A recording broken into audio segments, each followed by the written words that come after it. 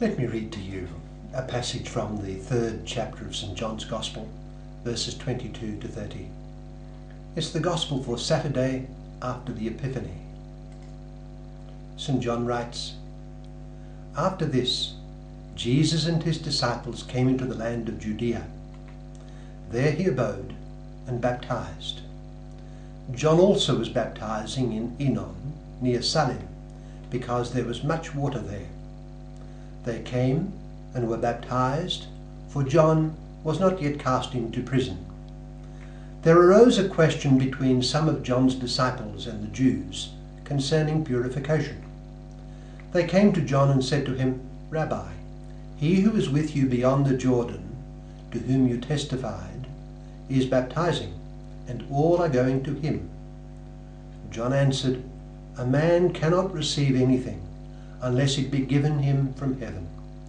You yourselves bear me witness that I said, I am not Christ, but that I am sent before him.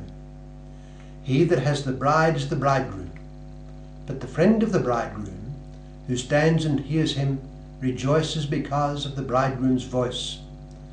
This my joy therefore is fulfilled. He must increase, but I must decrease.'" That's from John chapter 3, verse 22 to 30. It suggests thoughts about sanctity. What do I mean? Well, when the great philosopher David Hume, who lived from 1711 to 1776, set out to discount the possibility of miracles, he was thinking especially of the miracles portrayed in the scriptures, he laid down this first principle. It was that, and I quote, "As the deity discovers himself to us by his works, we have no rational grounds for ascribing to him attributes or actions dissimilar from those which his works convey. It follows then that in discriminating between those miracles which can and those which cannot be ascribed to God, we must be guided by the information with which experience furnishes us concerning his wisdom, goodness, and other attributes. Hume assumes that our only information about the deity's wisdom, goodness, and other attributes comes from the physical world and its course. But how can this provide a basis for recognizing the same God in miraculous activity? Well, setting aside the argument itself, let us notice how, in the case of Hume, it was this material world which was perceived as the foremost and only reality. John Henry Newman, in his article on the miracles of Scripture in 1824, answered Hume by recourse to our experience of God present and acting in our moral life. His presence, for instance, in the conscience. That is to say, he brought forward the other great realm of experience, the moral life of persons. There is not just the beautiful and order-filled world of mountains, animals, birds, and sounds. There is also, and most importantly, human goodness. Indeed, the primary and foremost issue in the world is the fact of moral goodness and its conflict with moral evil. The greatest thing in the world is not a spectacular mountain or some other feature of the cosmos, but the saint. The worst thing in the world is not even death, but deliberate moral wickedness and sin. In the Gospel I read earlier from John chapter 3, verse 22 to 30, we are presented with the figures of Jesus Christ and John the Baptist. Jesus Christ far surpassed John in moral goodness, and the beautiful thing about the situation, as portrayed in that Gospel passage I read, is that John clearly and readily recognized this. Contemplate John's impressive and humble words and the sanctity those words reveal. "Rabbi," John's disciples said to him, "he who is with you beyond the Jordan, to whom you testified, is baptizing, and all are going to him." What did John say? John answered, "A man cannot receive anything unless it be given him from heaven." Then he continues, "I said, I am not Christ, but that I am sent before him.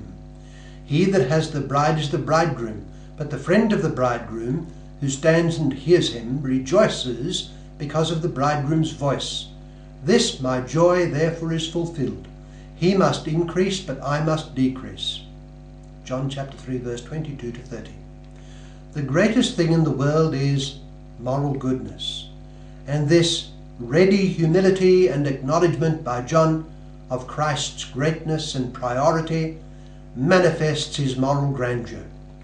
Let John the Baptist then, apart from the surpassing and incomparable example of Jesus Christ, stand for the sanctity that can be found in the world. It is sanctity that is the wonder of the universe. The 7 wonders of the ancient world were taken to be the Great Pyramid of Giza, the Hanging Gardens of Babylon, the statue of Zeus at Olympia, the Temple of Artemis at Ephesus, the Mausoleum of Mausolos at Halicarnassus, the Colossus of Rhodes, and the Lighthouse of Alexandria.